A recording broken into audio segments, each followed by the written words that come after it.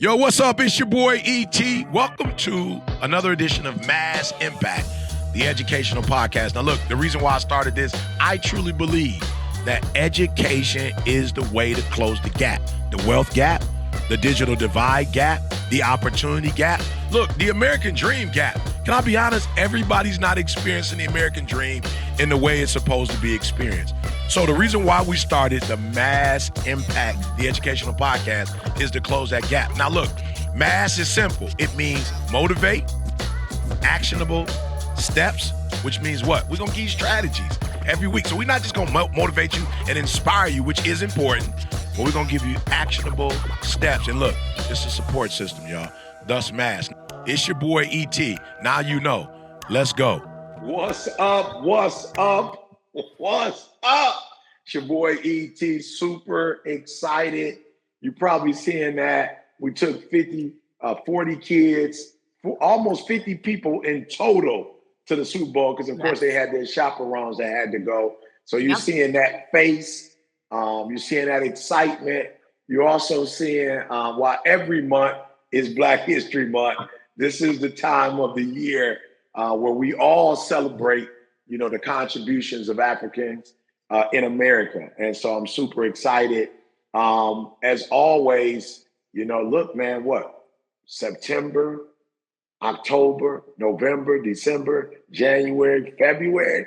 We're talking about almost 6 months our babies have been in the academic environment. Who could have imagined months ago we would be back in the classroom? So I'm super excited, man. It's been almost a year for some students, 6 months, some people being back in the building. So I'm excited, man. I'm excited. I've been doing my homework, my research on education. I see all the great stuff that's happening. We got something special for y'all today. And again, I'm just inspired. I don't, it's not that I'm ignorant and I don't know that challenges exist.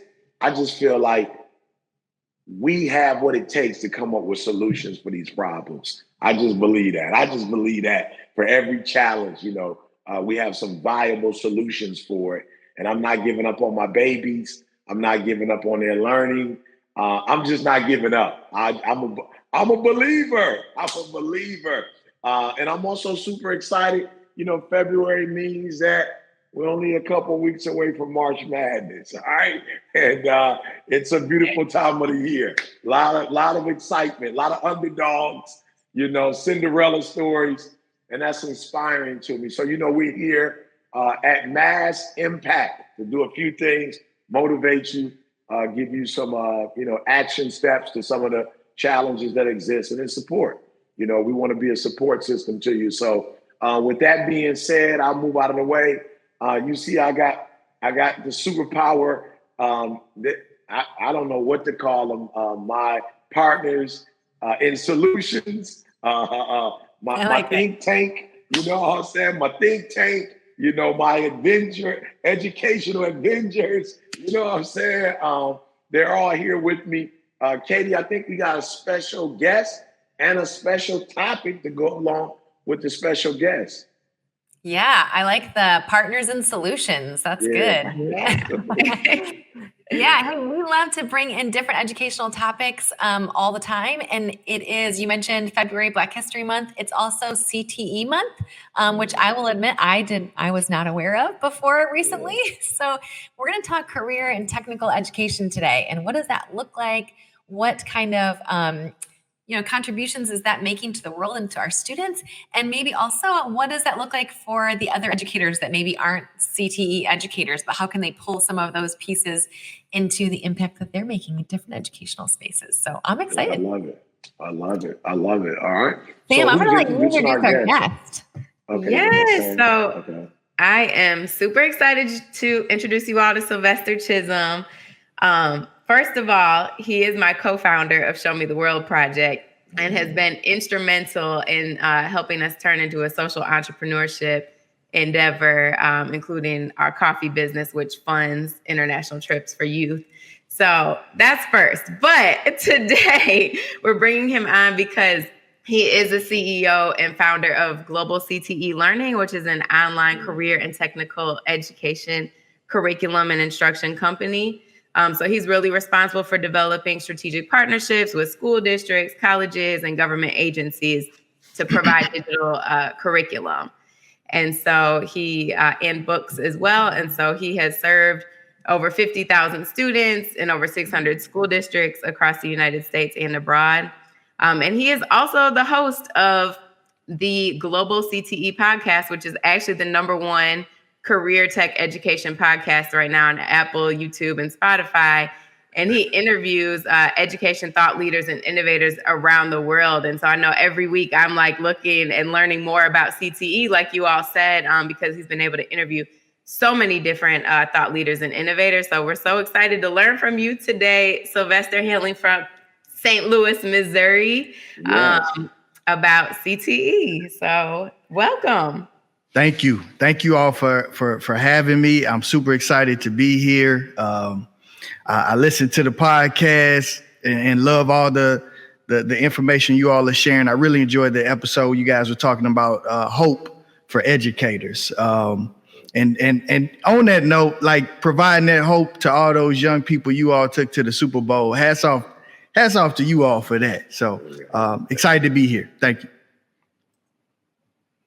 All right, so I can get started. And I'm gonna be honest, when I went to school, we were still using typewriters. Okay, we were still using typewriters, and whiteout was a Christmas gift. All right, whiteout was a Christmas gift. Okay, so this is a new construct. Yeah, right. This is a new construct for me, man. I wish somebody would have had the presence of mind to merge my educational experiences with what I would do professionally. As a matter of fact, when I think about it, man, I was saying to Sam, I was like, man, I hope they would put public speaking as that. And she's like, oh no, it's definitely like, don't get it twisted. It's there. But me growing up, public speaking wasn't necessarily, a thing. I grew up, in the 70s. So of course it was Ford, GM, and Chrysler. So we all had this mindset that we were going to finish school and we were going to get it, we was going to work for one of the what they call the big three, right. So we all had a dream. Mine's, of course, was Ford because my mom was at Ford. And so, man, I wish maybe school would have been funner if I could have connected it to, a career. So before you even get into like the nuts and bolts of CTE, can you kind of tell us like the origin, like why is it so important? How did it happen? And how is it placed, in the academic landscape in 2023? Okay. Absolutely. Great question. So first off, yes, we are celebrating Career Tech Education Month. And it really is just for the reason that you just explained, to evangelize it, the importance of it, so that we're spreading that message of how do we link reading with public speaking with a career skill, like moving things from an interdisciplinary standpoint. So like anyone in your audience is not just what class are you teaching, but how do you take math and apply it to business, right? Like these are the kinds of things. Or if we really personalize it, what happens if ET takes a public speaking class in high school? Do you get here faster? Do you recognize who you are, right, from that exposure? Or for those who are listening who are educators, like these are the things that are happening now on the progressive side of CTE, of like the career pathways and trying to think about that stuff as soon as possible. But it really exists to serve the workforce and to serve the individuals, right? To provide that American dream for every student that is in the classroom. But how do we do that? We have to expose them to the different career paths as well as the skills that are required to be successful in those career paths. Now, from a structural standpoint, every school district has a CTE director department. And when we're thinking CTE, let me make it plain. Think culinary classes, think agriculture, science, think wood shop, think cybersecurity classes, think coding, anything touching a career pathway or a skill required for a career is CTE. So in Detroit, in Michigan, all those kids preparing because it makes sense. Those were the jobs that were available. Going into automotive, good paying jobs that can provide that American dream for families. It makes sense to prepare those kids for those job opportunities that someone can take advantage of. And that goes to the state level, from the school level to the state level to the national level, the governing body, all the way up to the Department of Education.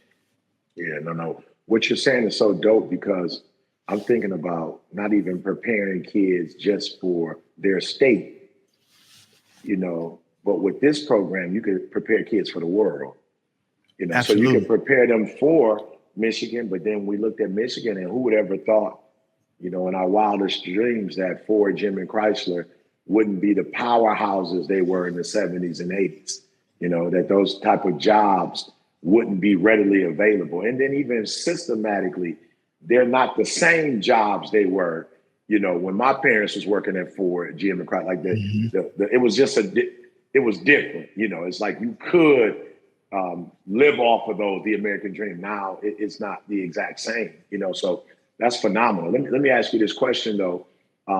You talked about, I think I heard you say cybersecurity. Yeah, that's talk to me. You know what I'm saying? Like, and that's dope, because I just saw somewhere where in California, I was at home in Cali, and on the news there was a community college that just became a 4-year college, and before they couldn't do it because of the competition between the 2-year and the 4-year. So they didn't want it to be any competition, but they actually started a 4-year because they started a 4-year program in cybersecurity. And the gentleman was saying that there were 80,000 job opportunities, in that particular space. And I was just like, man, wow. Maybe I should be speaking. Maybe I should be a motivational speaker about cybersecurity, because with, the era of, wow. technology now is needed. Yeah. Speak to those type of, the expansion of not just wood shop and cooking, which are necessary, but the cyberspace, like how is CTE coding expanding? Mm-hmm. Coding. Talk to us about that. When we simplify it, I love how you highlighted, it's 80,000 job openings right now. And if we probably expand out 5 years, it's even more. It's a growing segment with high paying, not just talking about high paying, like not just a livable wage, but something that really you can provide and take care of your family, move your family to a good neighborhood, all those kind of things. Understanding what the job market needs, education should reflect preparing our students for those job opportunities. So when we see something like that, then yes, the community colleges, the 4-year colleges, they should jump on that. But even the transition that's happening, we're seeing within CTE a lot more of like certifications, right? So if you have a cybersecurity certification, like I went to college, nothing against it, have an MBA, all that stuff. However, the world is shifted and changed. What matters to that company is, do you have these skills, and can we verify that you have these skills that you can come in here and we can train you on how to operate within our space. But do you have these foundational skills that we can bring you in to fill these positions? And when you have education reflecting that, technology is a big part. So maybe years ago, CTE would have looked heavy on physical labor, agriculture, things like that. But now, yes, you have kids in schools working on cybersecurity, taking cybersecurity classes, or introducing them to this kind of stuff at the middle school and high school levels, so that they can see themselves in it and say like, oh, I love computers. This is interesting to me. I found my passion in something that could make economic sense for me as I move outside into the workforce. Absolutely. Yeah, absolutely. Yeah, I don't want to ball hog. I do have 2 more questions, but if you guys want to jump in, this is interesting to me. And I got to call a friend. Actually, when I get off the phone, he's probably a year or 2 younger than me, never got his GED. and he's working to get his GED, and I might have to call and say, hey, bro, this is a new era. You know, you getting a GED, you know, may not be as significant as it was when I got a GED, you know, in the late 80s. You know what I'm saying? Like, you might want to get a certification, you know, and you might want to do, like, the way the industry is looking at high school diplomas now versus how they looked at then. So I'm even listening to you, and it's like my best friend, bro. I might have to pick up the phone and make a phone call and just say, hey, from what I heard today, it seems like the merge between academia and economics is changed. You know what I'm saying? And so if you want to get in the game, having the GED may not be suffice, because I listen to you, you're right. You get a GED, now you gotta go to college. You know, so you talk about, he's married, he's got 3 kids. You may not have another 4 years to try to get a degree that's going to make money for you when you need to do a certification or look at CTE as a viable option and put money in your family's pocket, you know, because he's got maybe a daughter who's probably in 4 years going to be in college. I think you should, ET, seriously, I think you should. And maybe it's not, don't do the GED, but step 2 might be certification versus, you know, like going to so like maybe that's step 1, but then maybe step 2. So when he looks up, maybe in with making the sacrifice that it may be required 2 to 3 years from now, he could find himself in a $50,000-$60,000 job, which is a moving him into a middle class, stable career environment that could grow to a 6-figure position in a skill or in finding that certification that's needed in his area. Like, we have a place here in St. Louis called Launch Code, and it's a program where they have jobs waiting on people that come out of the coding program. So maybe, if I'm not mistaken, I'm not sure exactly how long it is, but I believe it's less than 2 years, if I'm not mistaken. But the point of it is, it's not going to the 4-year college. It's specific to the outcome. There is something on the other side that is waiting for you. Yeah. So you definitely should have your speak to the energy of what you just said too. Speak to the energy of knowing that you're about to make $50, $60, $70, $80,000 in less than 2 years versus, you know, traditionally a 4-year degree, which I'm not going to say every 4-year degree. I don't know the stats, but I will say there's a higher probability that you need to get a master's degree with whatever your 4-year degree is. You know what I'm saying? I don't know how many 4-year degrees are just going to put you right, you know, in the career you want to be. Most 4-year degrees demand, like you said, an MBA, a master's in something. So speak to the energy of knowing that you're about to be able to take care of your family. That means you have to stop learning, but in less than 2 years, putting yourself in that position. Well, I think it's just a shift. Like, it's just a cultural shift of us asking high school kids, what college are you going? Like, that's fine. That's not for, but it's like, what are you doing after high school? Your post-secondary plans that represent who you are, something that you can find success in. And I know it's just moving more to the skills are important to what it is that you want to do. And a lot of these companies, they're even moving away from just a 4-year degree, but they want to know what skills or certifications do you have to make something happen. Yep. And that's not even thinking about like the access to moving into an entrepreneurial career path or the way like we all can leverage something that everybody's afraid of right in education right now, the chat GPT and AI, like how that can be leveraged into something totally different. It's a new way. We can't do education the way we used to do it. Yes. Right. I love it. I love it. I need to get a degree in CTE. No, man, you have, but see, that's why I think it's so funny, because pregame, like Sam was like, it's like, I think this is kind of a new topic. Like we were like, what is this? And I'm like, you all are doing it, but it's just, you don't call it specifically that.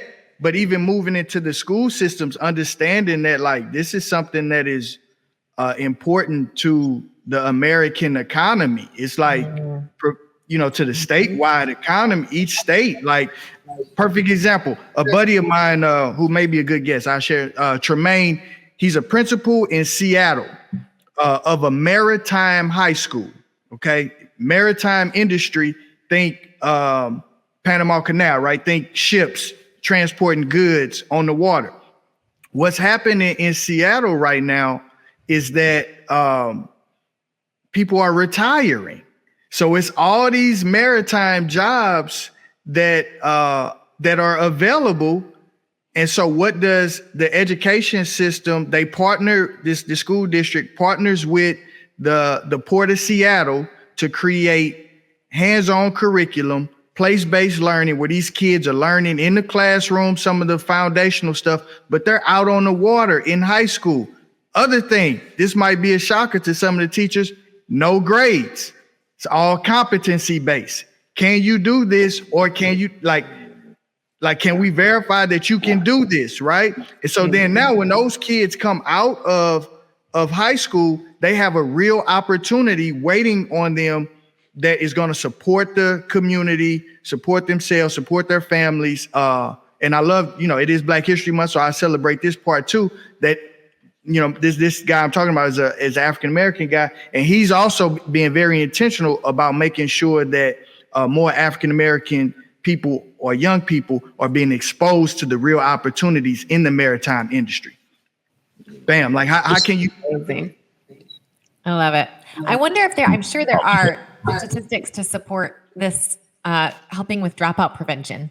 Like when you can really get students engaged with things that they are interested in and help them to see like the economic possibilities for, as you mentioned, like getting into a job that will help you provide for your family more quickly, how that changes, students becoming more engaged and more invested in their academics. Yeah, I think you just kind of shifted the conversation to like personalized learning. Like when we personalize it, then it becomes real to you, and everything else you need to do makes more sense. So I think you're hitting it right on the head. When you find, I like to say, like when you find your passion, you follow your passion, then you find your purpose in life, and then everything else, the reading, the math, all paying attention in class, coming, being on time, all that other stuff makes more sense for you to do it because you have some little carrot hanging out there. Absolutely. I love it. I'm excied because, I recently learned a couple years ago about CTE, and one of the guys here in the Chicagoland area, Terry Iverson, he's really big into manufacturing. He came in and he wrote a book on, how we losing jobs in the manufacturing field. And he was saying in particular, when you look at things that are being made, whether it's like even clothes, right? Manufacturing of clothing items and how much money, we can make in those areas. The problem that I see, and maybe you can speak to this, Sylvester, is that in traditional academic settings where teachers are responsible to carry on lesson plans and meeting objectives and measuring outcomes, how do we lift up these conversations? Going back to what ET said, 80,000 jobs are available, and we know everybody's not going to and through college. So how do we preach to the college prep schools that are out there that's saying that, a kid may not be sure exactly what they want to do after high school? How do we say that CTE is valuable and important now? Great question, Vondell. It's moving us out of silos and thinking that education is by itself. It's like, no, we need to do education in collaboration with industry partners, in collaboration with the community, right? So when we have everyone together collaborating, it's like, What are you hiring for? Oh, like, wow, you have 80,000 jobs in this area. Okay, well then how can we make the education a little more reflective of the preparation required to do that? Also, another big factor is place-based learning. Like I was saying, my guy got the kids out on the water at the maritime school. Taking it even further, you all took those kids from Chicago to Dubai. Like that just changes everything and how you see the world, or what Samantha created with Show Me the World, taking the kids out of inner city St. Louis to Costa Rica to all the skills that you learn within that process, right? Or legit just going out of school, and can we walk the campus of Microsoft, or can we do something at a corporation, at a job where the kids can go and see in real time what is happening? And we all know, if any of you all have kids, the younger you go, like, man, you got to make it real for them. You have to make it real for them, for them to hold their attention. So the more, and that's what we focus on, like within all our curriculum, is trying to make it as real and relevant as possible. And for the teachers in the classroom who are trying to think differently about it, ask yourself, how can you make this lesson today more relevant? Can you find an example that is in popular news or in culture to bring into your lesson? Can you use the example of LeBron, Travis Scott? I don't know, something that the kids care about or interested in. And can you get them out of the classroom, right? Get them out of the classroom to go and learn someplace else. Yeah, that's good. Experiential and relevant. There we go. Yeah, what I'm hearing though, man, the biggest gap, and it's funny, I was on a call today with a task force that I'm assembling, and man, we were talking, just really getting a group of minds together that are like, these individuals are killing it in different industries. And so they bought, a bulk of my books. And I was like, man, we need to do something together. And as we're sitting there, one of the young ladies says, we need to make sure before we teach that we have it together. Like, we need to make sure we take the assessment. We know ourselves. We understand the assessment through and through. And so one of the things that I'm hearing is that, you still have a lot of schools that have Generation X teachers, maybe just a few baby boomers, and so you have individuals, even maybe some older millennials. You have individuals who have a certain philosophical belief, but they're teaching something that is foreign to them.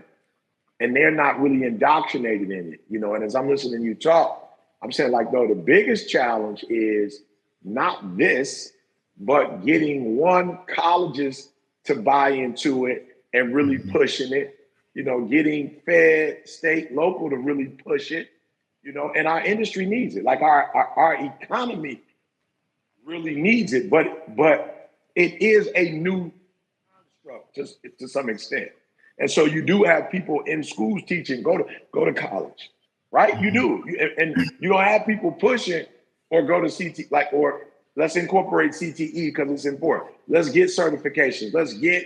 We don't have that, And so I think this is dope. And I need to talk to the people that I have influence over and say, hey, this not only is a viable option, like, you really need to see it as that.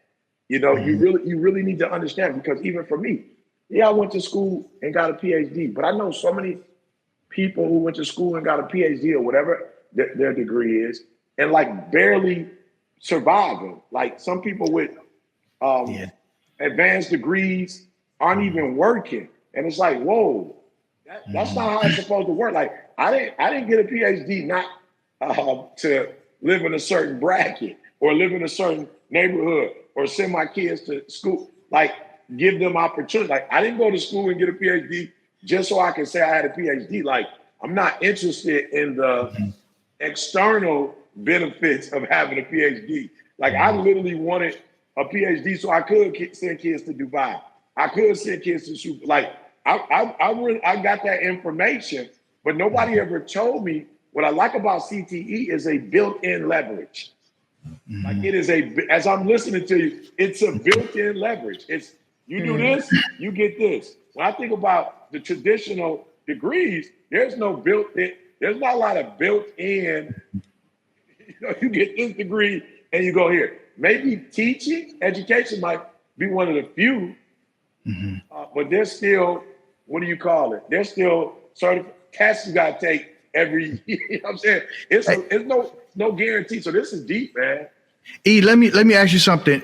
If I push on that, why did you, or how are you leveraging the PhD in your work now? Like, can you push on something specific? I'm curious. Multiple specificity. You know what I'm saying? So number one, if somebody is willing to pay $50,000 a year, $60,000 a year, $90,000 a year for a degree, like if people are willing to pay that type of money, it showed me that the industry is willing to pay $90,000 so you can get $90,000. Like that's the first thing I learned. I'm like, oh, you can $50,000? Like, oh, you can pay, like somebody's willing to put their house up. Somebody's willing to get 3 jobs so their kids can go to college. Like, so like humans, individuals are willing to invest $50,000 to $60,000 so their kids can go to college. So I started saying to myself, well, if a human, an individual or a family unit would spend this type of money for their kid to get a degree that they don't even know that they're gonna make money. So then I can start playing with $50,000, $60,000 at a time.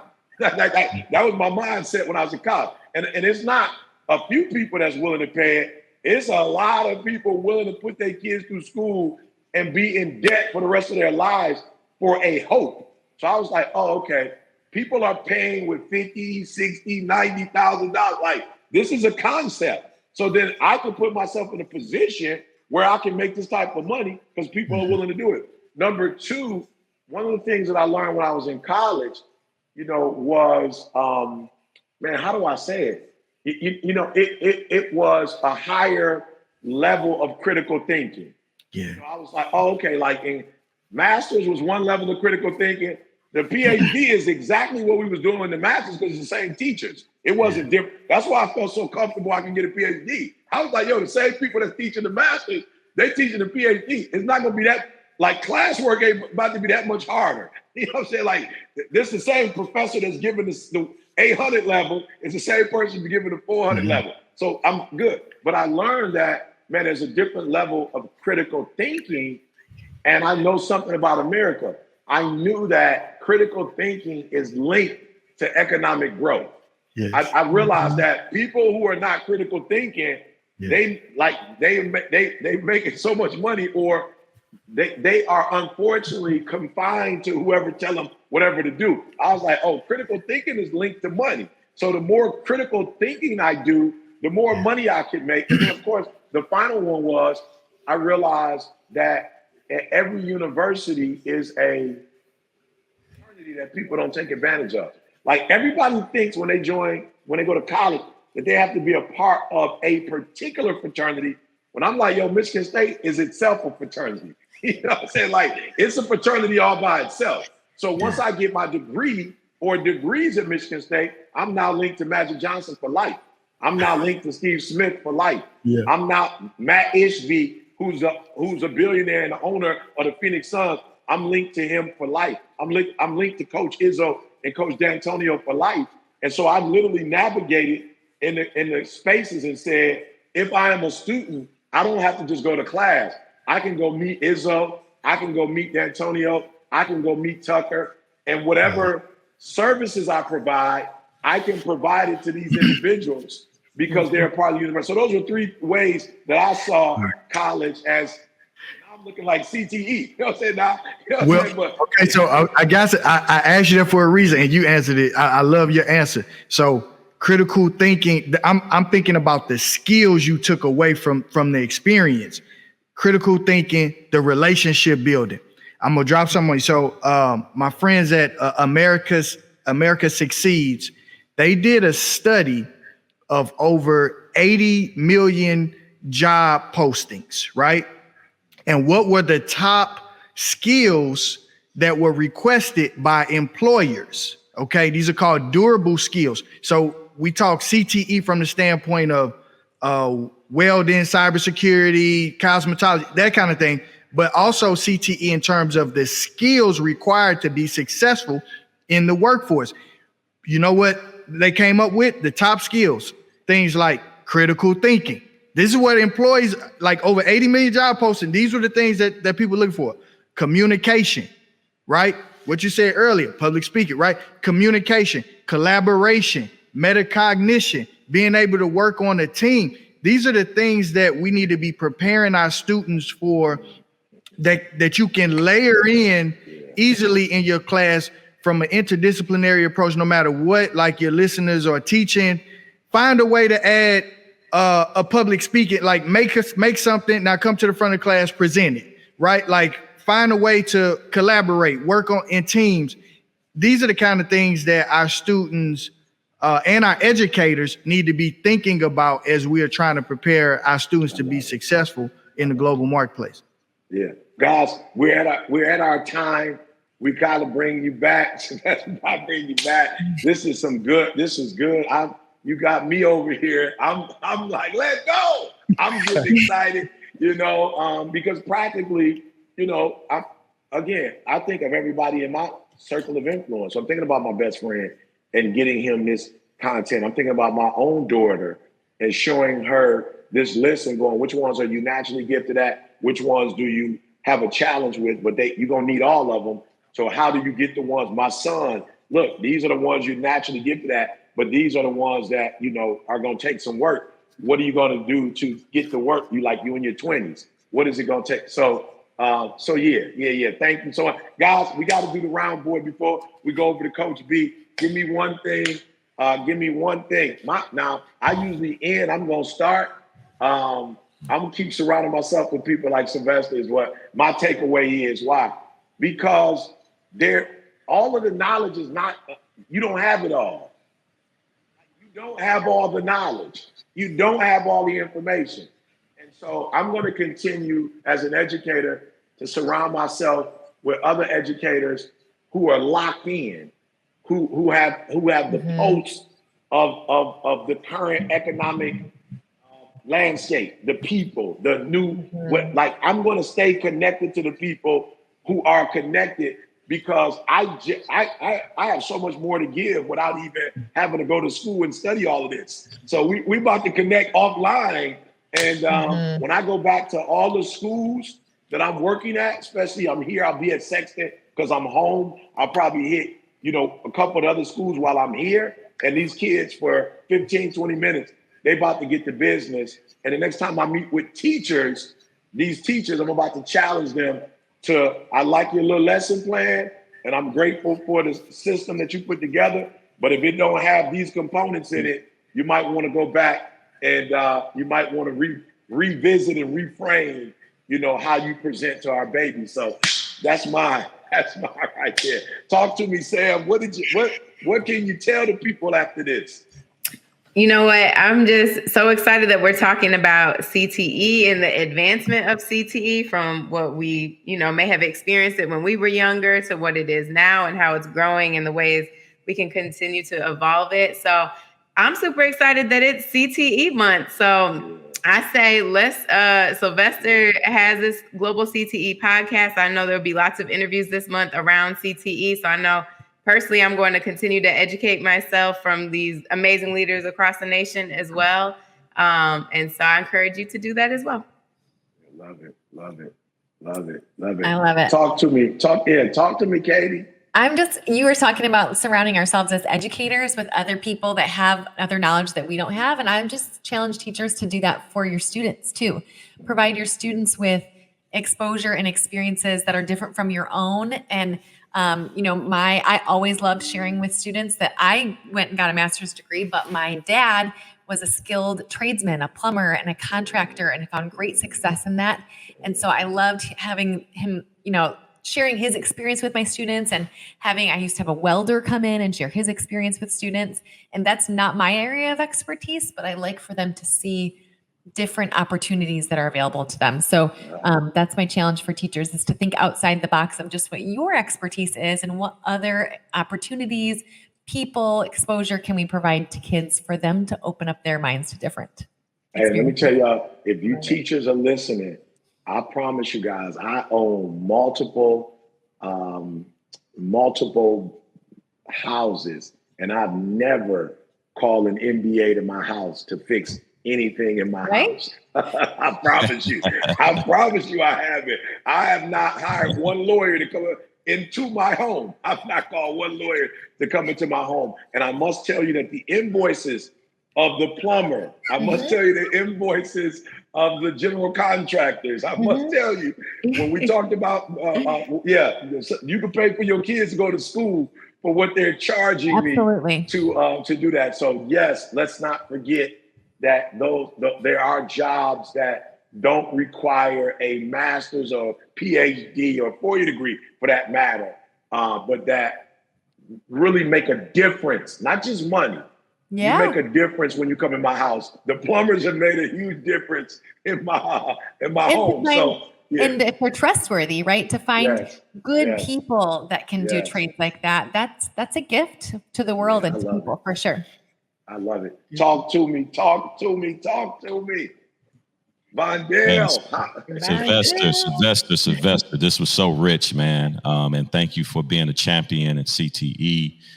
Just because I think it's bridges and pathways that, sometimes traditionally we stuck and think that every single kid is going to go to and through college and get a 4-year degree or, a master's degree. But, we can't sleep on the trade, certifications, license. And so let's continue to push this. It's very important, very critical. Love it. Yes. Love it. Sylvester, in us out. Give us that last word before we go to Coach B. Thank you all for being here today. Thank you for providing a platform to spread the message of hope and the American dream through career tech education. I'll just say, last thing I think about is about execution. And you don't have to be great to get started, but you have to get started to be great. Thank you. Hey, you heard it from us. We try to make massive impact. I'm sorry, we're not even trying. We're doing it. And the way we're doing it is through collaboration. I was so overjoyed to hear Vondale talk about how big it is to take 40 kids. And actually, we probably in total going to take 50 to 51 people to the Super Bowl because we have chaperones, myself, et cetera, our camera people, so we take over 50. So we take it over 50. But for someone who's in the trenches and who's been doing the work for years to be impressed, that's impressive. And so we must be doing some work. So what happens is when we're all, because I'm impressed with the work that he's doing. I'm impressed with the kids who are going to Costa Rica. I've been with Sam for a minute now. I was in the beginning of that process, right? And just impressed to see, people from Lansing, making things happen. People from Chicago making things. So it's the collaboration. It's not one person doing the work. I'm impressed with, Katie putting the structure together that creates the bridge and the inroads for us to be able to do what we do. Because if we didn't have that, there are certain places that we wouldn't have access to. So when you collaborate, y'all, I'm talking about it is unbelievable. So we watch the shows. We go see, Batman and Superman together. We go see Wonder Woman. We love to go see those movies. We like the Fantastic Four. We like to see that. But this is a modern, real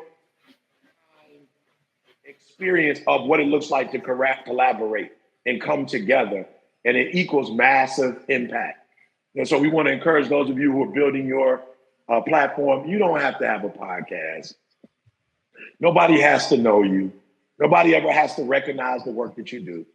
The kids, the individuals that you're a blessing to will be blessed. So nobody ever has to give you an award.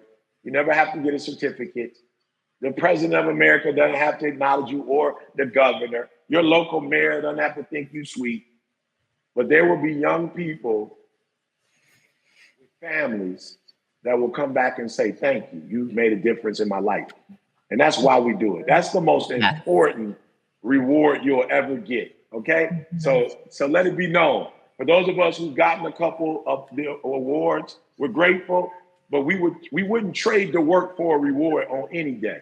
We wouldn't trade to have 20 plaques on the wall and not meet the needs of the kid. We'd take most of our plaques and stuff ain't even on the wall. In fact, I'm using some plaque that Sacramento State gave me back in the day to prop my phone up on. You know what I'm saying? Like, it's not even in the case or nothing nowhere. To talk about the impact. But those kids at Sacramento State changed forever. And all the work that we do, people will be changed forever. So keep doing what you're doing. I love it.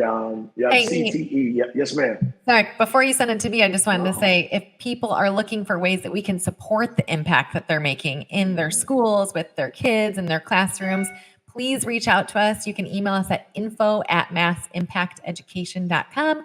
We can get you information about any of these programs. We are excited about getting into more schools with the Playbook program to serve your teachers and your staff.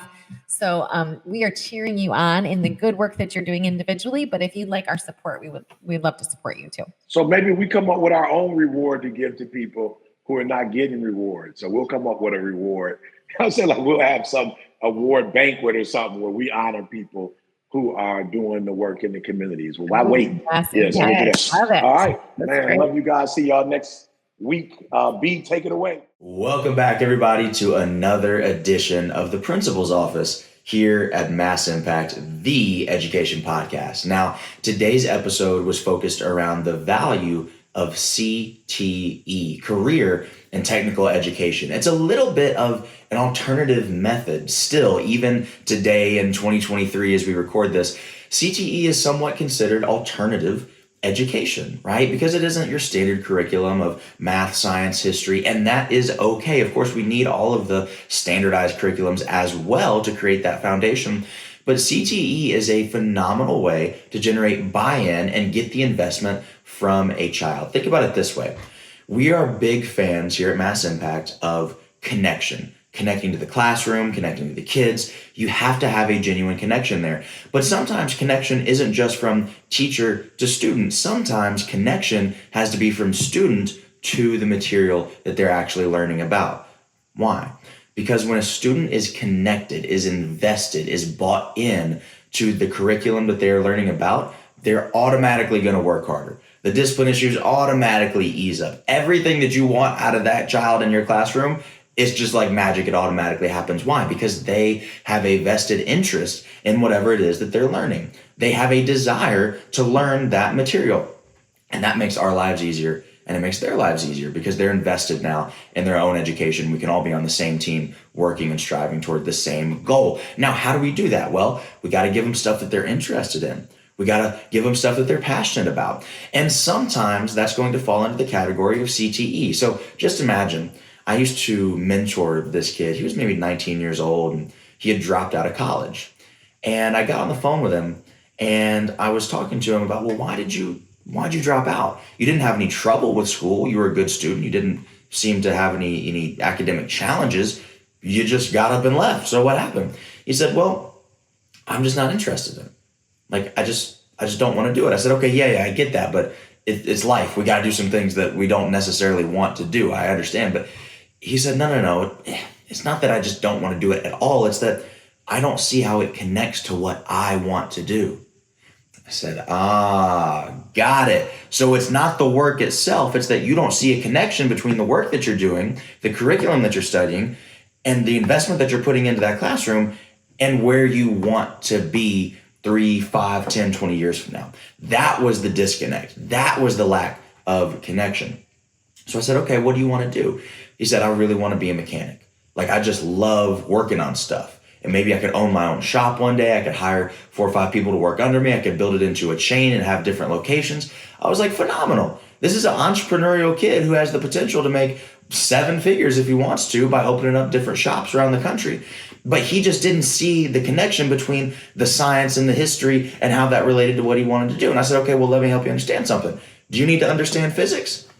Yeah, I think I do. Okay, cool. So that's why we need to go all in on this so that we can get you here. What I'm saying is CTE is a great way to bridge that gap. Instead of having to go from physics to your dream, what if we could go from physics and then we have a midpoint here that says, okay, this is how to actually work on this stuff. This is how to open a shop. This is how to do the type of mechanical work that you're trying to do. And then here's the dream. It gives us a stepping stone between something that's really uninteresting and something that's very captivating and interesting. CTE is a way for us to grab students' attention if we can do a good job at placing students in what they are passionate and interested about. So I didn't mean to go on a spiel there. It is just another tool in our arsenal, right? I think of education as we have our tool belt. We're superheroes. We already know that much for sure. We're superheroes, and we have our superhero tool belt.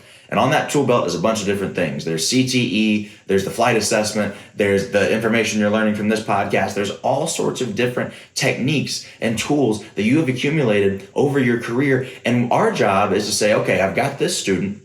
He's in this situation. Here's the tool that's required for the job to get him there. And CTE is another one of those tools. So your assignment for homework until next time is think about how can you begin to integrate CTE, career and technical education, into your classrooms, into your school, into your home. How can you begin to integrate it into your life? That's my time. Thank you so much for watching Mass Impact, the education podcast, and we'll see you on the next one.